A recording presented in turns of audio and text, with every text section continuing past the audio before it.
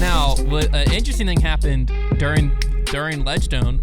This thread went up on Reddit talking about like what happened to Tournament Central. Where did Tournament Central go? Tournament Central, to clarify, still happened, but typically Tournament Central is ran by the on-the-ground host anchor, like the on-the-ground reporter, and an additional someone who's not working the broadcast that weekend, or if they have two on-the-ground reporters. It's not hosted by the main commentary team. So it's like kind of a breath of fresh air. You have like Brian Earhart and Nate Perkins before. Sorry, intrusive thought. We got to mention the survey. Oh, I have it. Okay.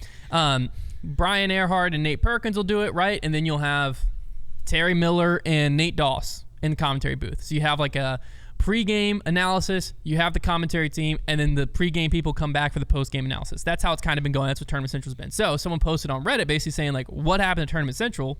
It's not happening anymore. Because if you turned it on 2 minutes late, you wouldn't see the Tournament Central intro. It's just the commentary team. And Jim Frisbee on Reddit, which underneath claims to be Corey Merle, a.k.a. Johnny Discoff. So someone who would know this. Where'd Jim come from?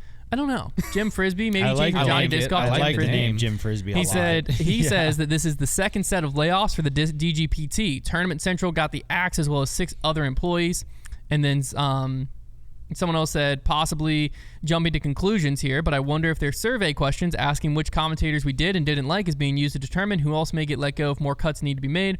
And then Corey Merle said, I admit I had the same reaction when I heard about this. He earlier had said that he was a part of the first set of layoffs. So Corey Merle, him and people who were making non-coverage of stuff for the DGN were the first set of layoffs. Dang.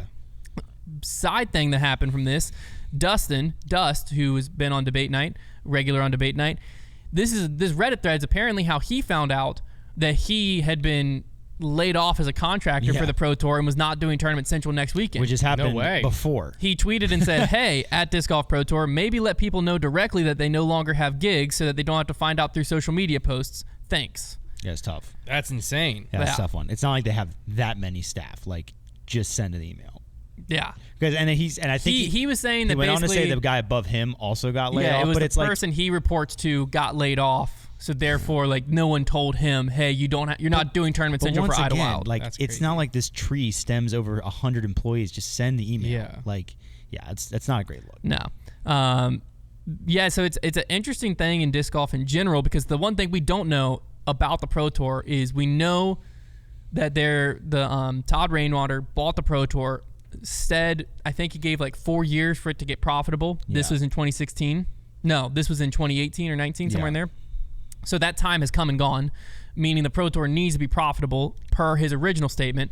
And then last year, the whole Natalie Ryan versus the Pro Tour, PDGA, all of those lawsuits obviously drained the Pro Tour and probably Todd Rainwater and the PDGA of a lot of resources. Yeah. So it's hard to know numbers-wise where the Pro Tour sits today. Right. Because it's hard to know, like, hey, is it something where they were profitable, this just drained them of all their cash, and then, with the economy being the way it is, they lost some subscribers this year, and now they're like just barely breaking even, but to make sure they can make payroll, they're laying people off? Or is this like they were never profitable, and Todd Rainwater's or whoever's funding the Pro Tour is saying, hey, we got to do something. I'm not funding this anymore. Yeah, I wouldn't hit the panic button until like Tournament Central. It's a good add-on, but once again, it's not essential. Most of the viewers, what they want is for tour events to happen, for the sake of the players, for those tour events to have good purses, and which those haven't gone down at this point, and for there to be live coverage. So as long as the Pro Tour is still having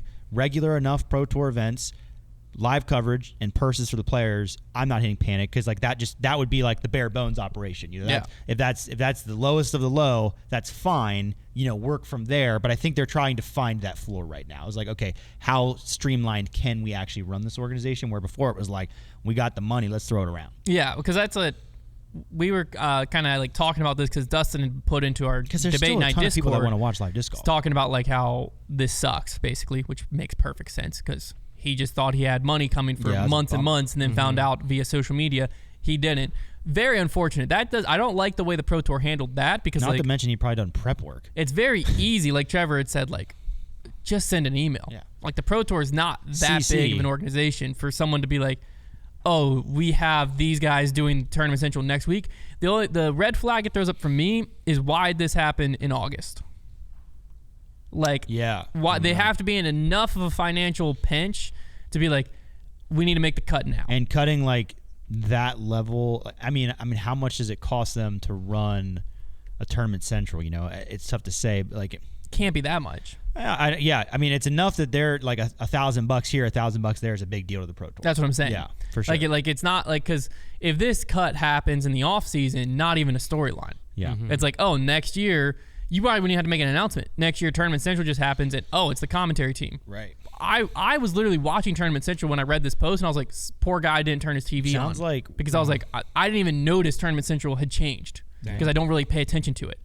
But so that's the only thing that's like a little red flag to me is like, whatever situation they're in, it was necessary to make this cut. It's kind of like a Vino Makala now. situation and Yeah. Kevin Jones. Yeah, Where it's like, and again, cutting Tournament Central, but the 6 other employees, like that could be, you know, I'm assuming those are 6 full-time employees and Tournament Central. Like that could be a pretty big save to payroll. Like that could be a pretty big, like, okay, we're talking it may be 10,000. I mean, 6 employees. I mean, heck, that could be 20,000 a month. Who knows? You don't know how much people are making, but yeah, because that'd be, if it was 6 employees, that'd be, yeah, you could be looking anywhere from 20 to $3,000. If they were making $3,000 a month including taxes and everything, that'd be $18,000 on just those 6 employees. So this could easily be, you know, hey, this is going to save us $50,000-$60,000 come off season. Yeah. I don't know. So I agree with Trevor. Like, as long as the coverage is going on and everything, I don't think it's time to hit the panic button. But it definitely shows like where they were operating currently, they must not have been profitable yet. Yeah. Nobody is going to, like, the most of the public that consume live disc golf, they're not going to panic until it's all of a sudden like, hey, we've only got 2 camera operators for this event. Yeah. Or like, we don't have any commentary team for this event. Some people might like that. But like that, something very noticeable where it's like, oh, they're in trouble. Yeah. But yeah, it's very interesting. I was trying to think, I've been told numbers, but I think they're publicly available numbers, but I won't say the numbers just in case they weren't publicly available.